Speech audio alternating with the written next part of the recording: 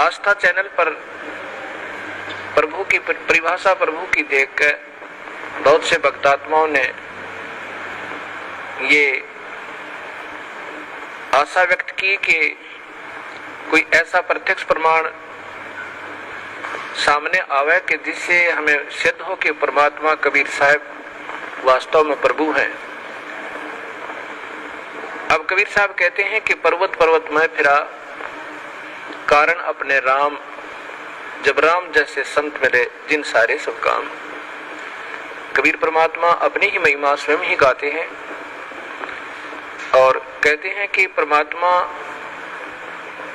से हम जो सुख चाहते हैं, पुत्र बांझ को पुत्र हो, बंद कर दे। ये आपके सामने एक अनमोल उदाहरण है। ये एक परिवार खड़ा है। ये जिला रोहतक हरियाणा के गांव चिड़ी के रहने वाले हैं और इस बहन के जो अब देखो सामने,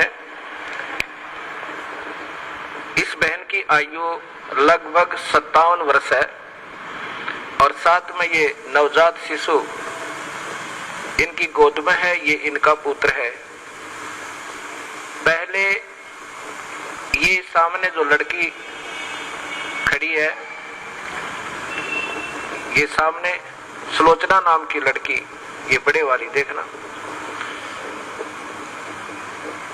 इसका नाम सुलोचना है। आपकी कितनी आयु है बेटी? 35 वर्ष। अब इस लड़की की आयु 35 वर्ष हो चुकी है और इसके ये 2 पुत्र और पुत्री हैं।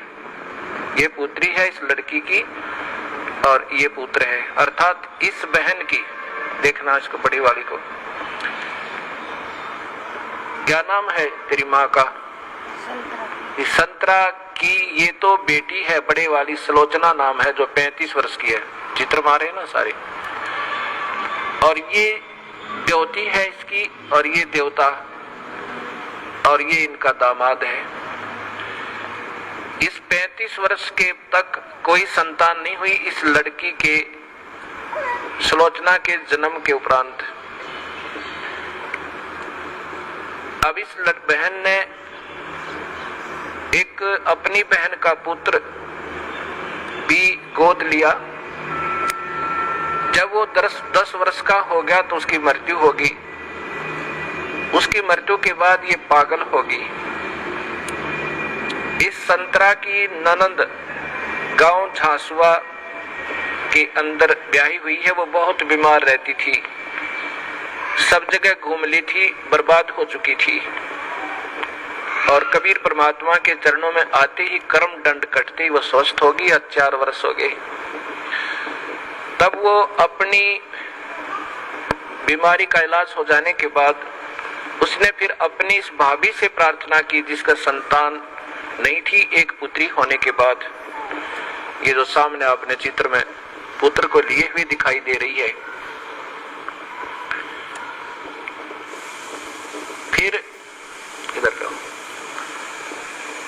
उसने जाकर के अपनी भाभी से, संतरा से प्रार्थना की कि आप यहाँ नाम ले लो। ये पागल हो चुकी थी, ऐसे इसका इलाज भी करवाया गया कि ये पागल हो चुकी है, मेडिकल आदि में ले जाकर।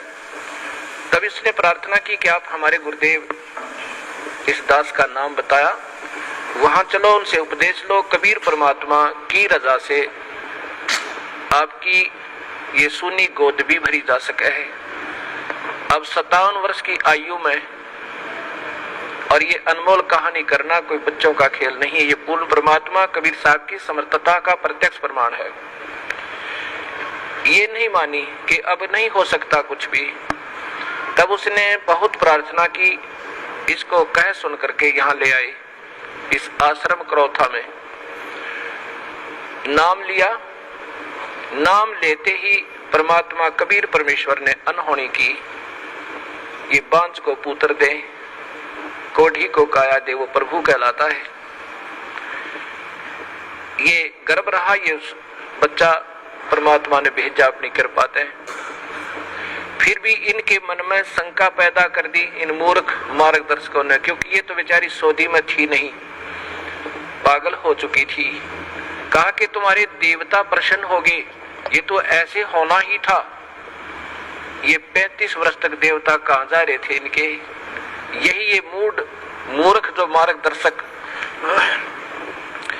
कि कहीं तुम्हारी प्रभुता और तुम्हारे ये रोजी रोटी समाप्त ना हो जाए, फिर भी गुमराह करने की चेष्टा की। इनके दिल से यहाँ की आस्था हट गई और फिर अपनी उन्हीं देवी देवताओं के चक्कर में पड़ गई। ये लड़का 14 महीने तक मां के गर्भ से बाहर नहीं आया। सब डॉक्टर बच लिए कि ये लड़का शायद खत्म भी हो जा बालक। फिर वही जिसने इसको नाम दिलाया था, इसकी ननद, वो गांव गई और उसने कहा कि नादान ने जुल्म कर दिया। ऐसे प्रमाण, प्रत्यक्ष प्रमाण के बाद भी तुम्हारी बुद्धि भ्रष्ट होगी, चलो जाकर माफी मांगे, दोबारा उपदेश ले। तब ये बेचारी यहाँ आई और जो भी उन देवता का दर रखा था वो कुर्डियां बठो क्या ठा गए। नाम लेकर गई, दोबारा माफी मांगी कि मेरे से गलती होगी। तब तीसरे दिन इस लड़के का जन्म हुआ। बोलो सतगुरुदेव की जय। ये सामने आप फिर देखिए इसी पुण्य परिवार को। आज इनसे पूछ कर देखो इन्होंने कितने देवी देवता पूजे थे और क्या क्या इन्होंने ना किया होगा। और कबीर परमेश्वर ने ये सुख दिया जो पृथ्वी पर कोई नहीं दे सकता। ये वो परमात्मा है जो भाग्य के बिना भी दे सकता है। ये आपके सामने प्रत्यक्ष प्रमाण है। बोलो सतगुरुदेव की। बंदी छोड़ कबीर साहेब की। सत साहेब।